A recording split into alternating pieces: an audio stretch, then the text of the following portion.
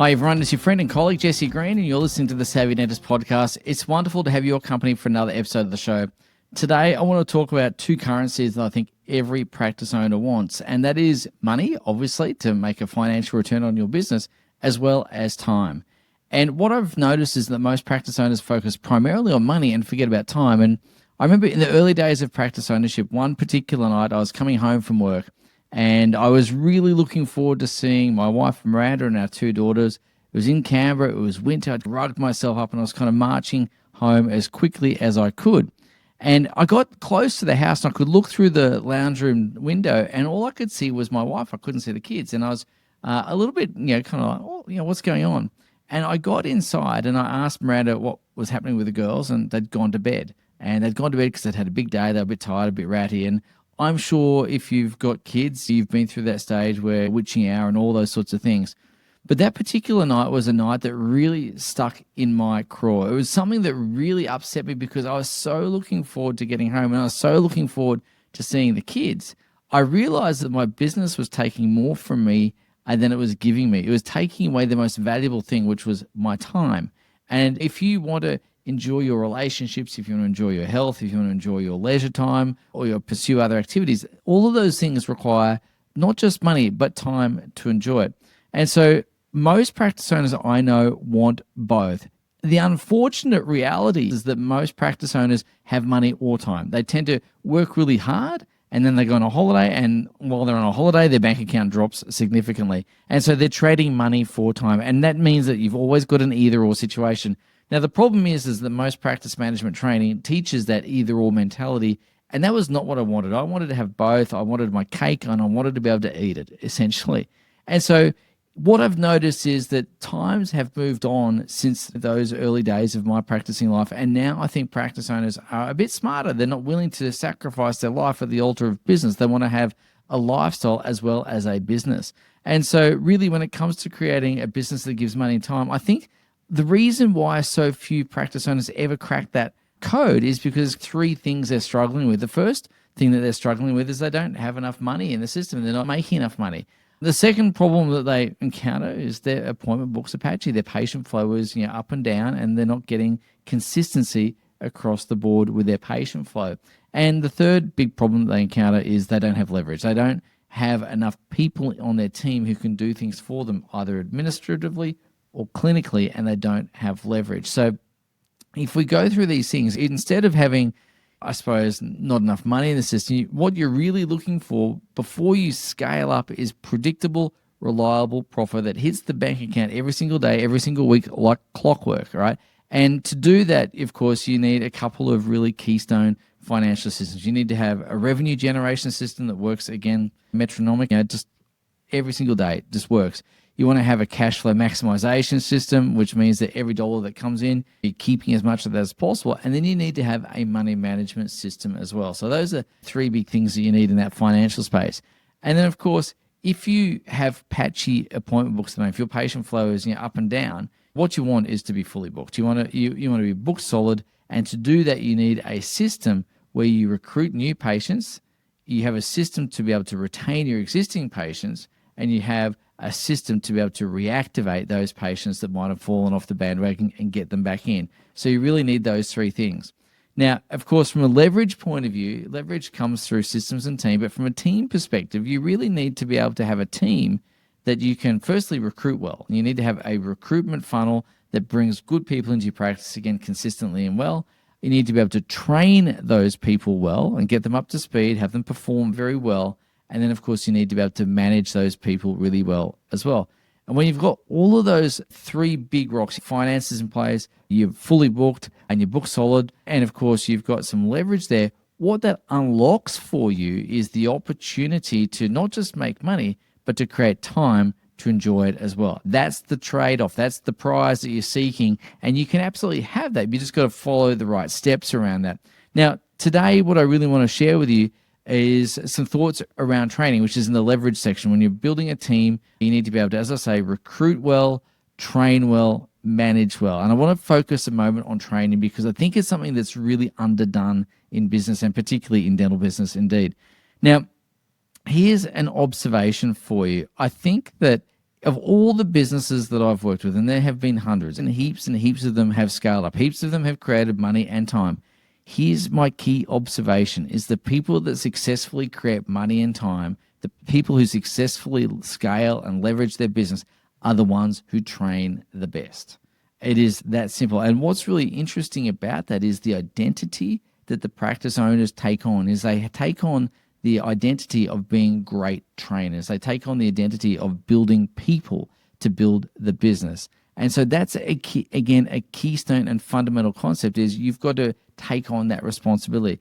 Here's something that struck me a little while ago that I thought was a really interesting thought, and that is the most successful sporting teams. We've just finished the NRL season here in Australia, and my particular team is the Brisbane Broncos, so yay for me. Our team won the grand final, which is great.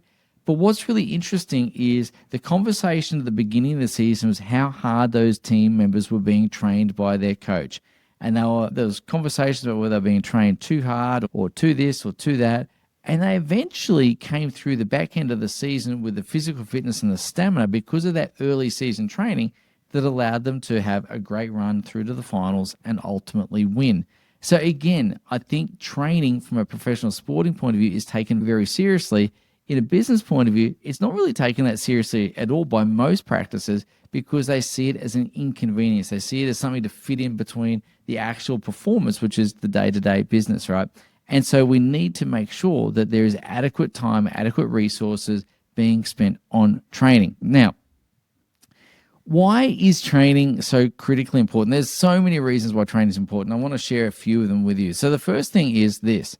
Is if you can train people and get them up to speed very quickly, what that gives you is incredible, rock solid, unshakable confidence, meaning that if someone leaves your business, if someone were to exit your business for whatever reason, maybe they're moving interstate or maybe they're pursuing another opportunity, whatever the case may be, if you've got A, the ability to recruit well, B, the ability to train really well, and then of course manage them after the fact, what that means is your business is not going to miss a beat. It's going to be able to replace that person who's left very comfortably. And what that means for you is A, your productivity doesn't go through the roller coaster of ups and downs, some good weeks, other poor weeks. It doesn't take you back out of your role into having to be the mentor who trains them. We'll talk about how to systemise it in a minute.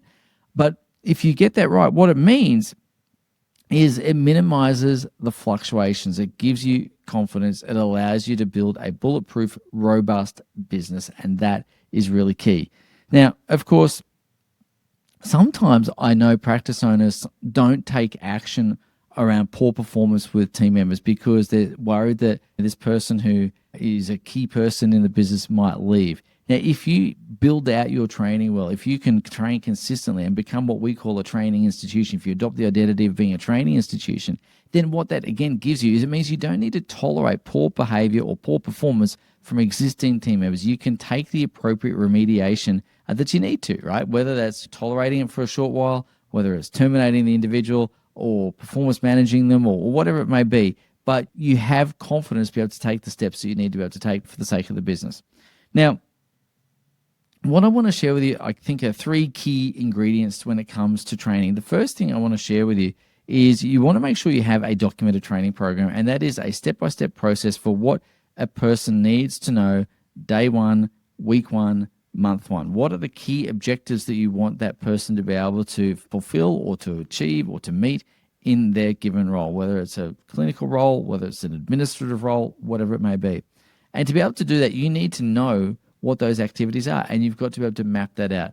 My goal is to have someone who's really proficient within 12 weeks. So I map out a 12-week training program for each role in the business, and we want to make sure that by the end of 12 weeks, that person goes from being a rookie to being a pro, someone who's okay to someone who's a star. Now, yes, it does require working with good material up front. In other words, hiring the right people, right? But again, there's another process and a system for that.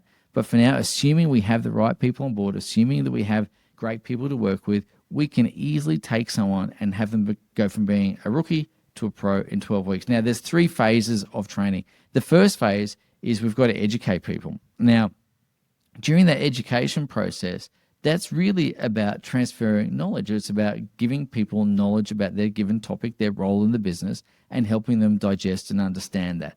The second part around that, of course, though, is to give people some exercises to do. And what exercises, putting that knowledge into practice in essence, is where you get skill acquisition. And skill acquisition occurs when you take the knowledge and you apply it. You don't learn to do a crown prep by reading about a crown prep. You learn to do a crown prep by firstly reading about it, but then actually doing it, right? You've got to learn how to do in the process of doing it as well. You're going to get that feedback about what worked and what didn't that you can't get if you just keep it as an academic exercise. And then, of course, the third part is to give people some experience, right? And to allow them to get the reps up. So repetition and repetition and repetition. And this is where mastery occurs. So those 3 E's, the first one is around education, transference of knowledge, exercising, where we're having skills acquisition occurring, and then, of course, experience, where we're now achieving mastery. We're getting really good at it through the process of repetition. Now, I think what's really interesting around that is most people in their practice throw their new team members into the deep end, and they do on-the-job training in theory, and it's not really on the job. It's deep end, sink or swim, figure it out if you can. And most people do that type of training and will then wonder why their team members don't perform well. Now, here's the thing. If you're going to train people, there's 2 things I want to share with you. The first thing is initially you're going to need to take some time out of your day-to-day activities in order to focus on another team member to help them become proficient in their job. But as you're doing that, you want to be able to systemize the routine things. You want to be able to record videos, create assets in your practice, and be able to make sure that you're getting your best training documented, filmed, captured, however you want to do it, so that your team members can learn without necessarily requiring you to teach the same thing over and over and over and over again. And of course, that becomes a resource in your practice.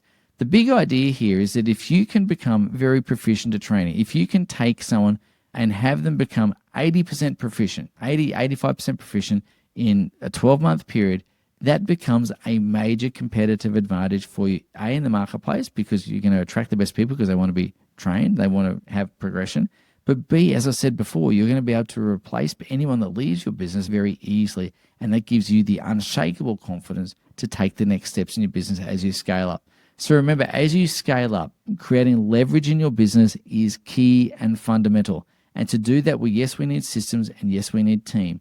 And from a team perspective, we've got to, yes, recruit people, we've then got to train them, and then we've got to manage them. So become a training institution, develop that muscle, develop that skill in your business, become really, really good at training, and then you can scale up. And that's going to give you the leverage that you're looking for. It's going to help you create the money and time that you're seeking to achieve from your business, so you're no longer trading money for time. No longer are you going to take the calls on the weekend. No longer are you going to be watching your bank account dwindle while you're away on holidays. No longer are you going to be the answer guy or the answer girl for everything, because you've now got a training system and a training modality within your business. So again, that's the key to scaling up. So that's it for now. Look forward to seeing you next week. Take care. Hey everyone, it's Jesse here. I hope you enjoyed that episode of the podcast.